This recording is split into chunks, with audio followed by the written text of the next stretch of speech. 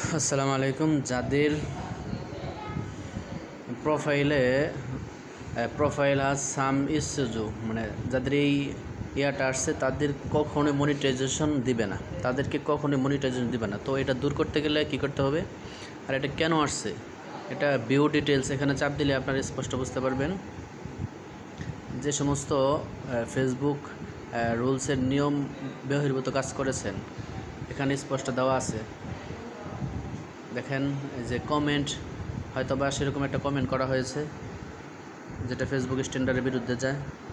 আর এই নিষেধাজ্ঞা যতদিন থাকবে ততদিন পর্যন্ত আপনাকে কখনো মনিটাইজেশন দিবে না। তো এটা কিভাবে সলভ করবেন, তো চলেন। তো ফেসবুক থেকে বের হয়ে আপনার ওই কর্নারে 3 ডটে চাপ দিতে হবে। এরপর আপনাকে দেখতে হবে রিপোর্ট এ প্রবলেম, এখানে রিপোর্ট এ প্রবলেমে চাপ দিতে হবে। এরপরে আপনার নিচের একটা আছে রিপোর্ট এ প্রবলেম, নিচে একটা অপশন আছে সেখানে চাপ দিতে হবে।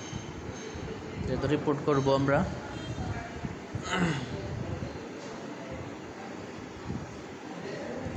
তো একটু লোডিং নিতে হবে।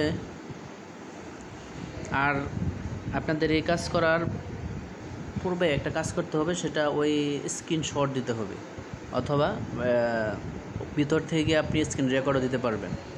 তো আমি স্ক্রিনশট আগে দিয়ে রেখেছি। এখন আপনার পেজে ওই এই নিষেধাজ্ঞাটা দিয়েছে নাকি প্রোফাইলে, ফেসবুক আইডিতে, যদি পেজ থাকে পেজে দিবেন, এটা পেজ।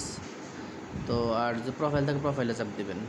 এখান থেকে আপনি ইয়াও করতে পারবেন, রেকর্ড স্ক্রিনও দিতে পারবেন, অথবা আপলোড ফ্রম ফটো এটাও দিতে পারবেন।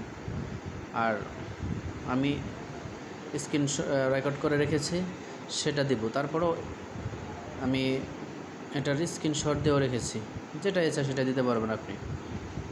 আমি একটা ফটো দিলাম। এখানে কীভাবে দিবেন, কী লিখবেন, এখানে কিছু লিখতে হবে।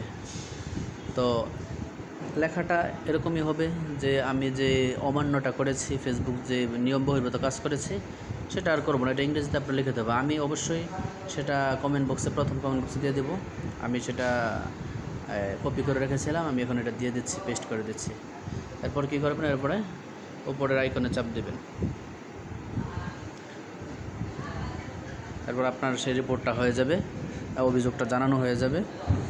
তো এভাবেই আপনার আশা করি সেই প্রোফাইল যে নিষেধাজ্ঞাটা দিয়েছে সেটা ইনশাল্লাহ 48 ঘন্টার ভিতরে উঠাই নেবে।